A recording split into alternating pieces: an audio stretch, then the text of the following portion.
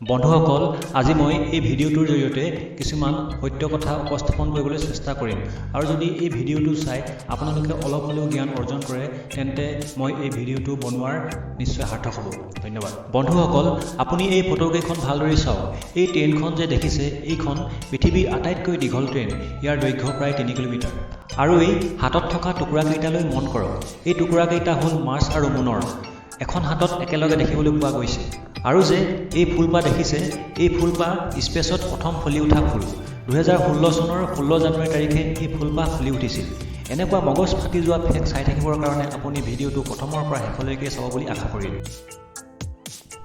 Fact number 10। বন্ধুসকল, আপোনালোকে চীন দেশৰ যি প্ৰডাক্ট ব্যৱহাৰ কৰে সেই প্ৰডাক্টবোৰ নিশ্চয় দেখিছে যে সোনকালে বেয়া হৈ যায়, কিন্তু প্ৰডাক্টবোৰ সোনকালে বেয়া হৈ গ'লেও তাৰ পিছফালে লাগি থকা টিকেটটো বেয়া হৈ নাযায়। ইয়াৰ কাৰণ এইটোৱেই যে সেই টিকেটটো কোৰিয়াত নিৰ্মাণ কৰা হয়, অৰ্থাৎ মেড ইন কোৰিয়া, আৰু সেইকাৰণে চীন দেশৰ প্ৰডাক্টটো বেয়া হৈ গ'লেও তাৰ ষ্টিকাৰটো বেয়া হৈ নাযায়। Fact number 9। বন্ধুসকল, আপোনালোকে নিশ্চয় টেডি বিয়াৰৰ নামটো শুনিছে। এই টেডি বিয়াৰৰ নামটো শুনাৰ লগে লগে ল'ৰাই হওক বুঢ়াই হওক সকলোৱে এপাক খেলিবলৈ ইচ্ছা কৰে। দেখিবলৈ মৰম লগা এই পৃথিৱী বিখ্যাত পুতলাটোৰ নাম হ'ল টেডি বিয়াৰ। USAৰ 26 নম্বৰ ৰাষ্ট্ৰপতি থিৰোডা টেডিৰ নামত এই পুতলাটোৰ নাম ৰখা। Fact number 8। বন্ধুসকল, আমি যিবোৰ বাতৰিকাকত ব্যৱহাৰ কৰোঁ বা পঢ়ি শেষ কৰাৰ পাছতে আমি সেই বাতৰিকাকতবোৰ পেলাই দিওঁ, নতুবা কিটচেনৰ ব্যৱহাৰ কৰোঁ, নতুবা আমি মিঠাই আদি বন্ধা কামত ব্যৱহাৰ কৰোঁ। কিন্তু জাপান গভৰ্ণমেণ্টে এনভাইৰনমেণ্টৰ কথা চিন্তা কৰি এই বাতৰিকাকতবোৰ পেলাই নিদিয়ে আৰু এই বাতৰিকাকতবোৰ তেওঁলোকে শাক পাচলি বাৰীত ব্যৱহাৰ কৰে। এই বাতৰিকাকতত প্লেন শ্বীটবোৰ এটেচ কৰোৱাই চাৰ্কুলেশ্যনৰ সময়ত ব্যৱহাৰ কৰে আৰু এইদৰে ব্যৱহাৰ হোৱা বাতৰিকাকতবোৰ এটা সময়ত প্লেনলৈ ৰূপান্তৰিত হৈ যায়। Fact number 7। পৰীক্ষাত একেৰাহে লিখি থাকিলে হাতখন বিষোৱা দেখা যায়। ইয়াৰ কাৰণ এইটোৱে যে আমি একেৰাহে কলমটো ধৰি থাকোঁ।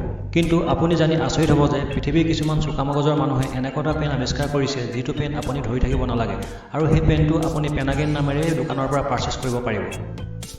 Fact number 6। ঈগল এনেকুৱা এবিধ চৰাই, আকাশৰ কথাটো বাদেই দিলোঁ, তলত চৰি থকা ডাঙৰ ডাঙৰ জন্তুৱেও ইয়াৰ পৰা বাচি থাকিবলৈ চেষ্টা কৰে। চানৰ দৰে ডাঙৰ ডাঙৰ জন্তুকো এই ঈগলে মাৰি খাইছিল, আপুনি নিশ্চয় দেখিছে। কিন্তু আপুনি জানেনে যে পৃথিৱীৰ আটাইতকৈ ডাঙৰ চিকাৰটো মাৰ্চেল ঈগলে কৰিছিল?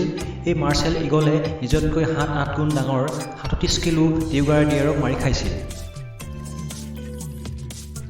Fact number 5। আপুনি ক'ৰবাত নহয় ক'ৰবাত ৰ কণ্টেন্টছ দেখা পাইছে, যাৰ আকাৰ আৰু গঠন কোনোবা নহয় কোনোবা বস্তুৰ অস্তিত্বত দেখা পোৱা যায়। উদাহৰণস্বৰূপে আমি থাইলেণ্ডৰ নাকাকিৰ কথাই ক'ব পাৰোঁ, যাৰ আকাৰ আৰু গঠন বিশাল ঘঁৰিয়ালৰ দৰে দেখিবলৈ।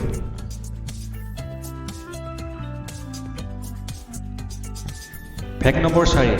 আপুনি বহুতো ব'ন ফ্ৰেকচাৰ আৰু মাস্কুলাৰ ডিছবেলেন্স দেখিবলৈ পাইছে, কিন্তু আপুনি আচৰিত হৈ যোৱা এনে এখন এক্স-ৰে কেতিয়াও দেখিবলৈ পোৱা নাই।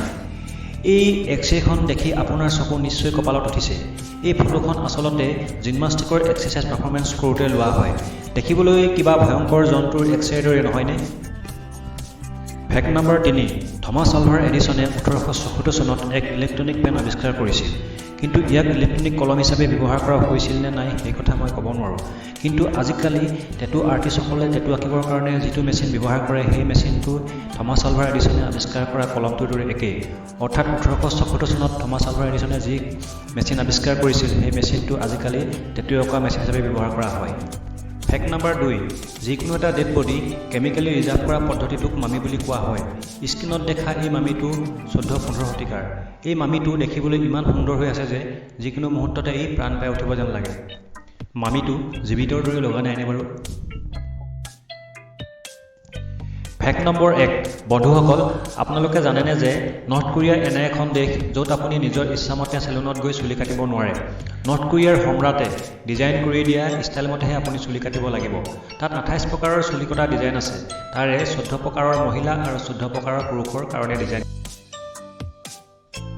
বন্ধুসকল, যদিহে আপোনালোকে মোৰ এই ভিডিঅ'টো চাই ভাল পাইছে তেন্তে লাইক, কমেণ্ট আৰু শ্বেয়াৰ কৰিবলৈ নাপাহৰিব, আৰু ছাবস্ক্ৰাইব বুটামটো টিপিবলৈ নিশ্চয় নাপাহৰিব।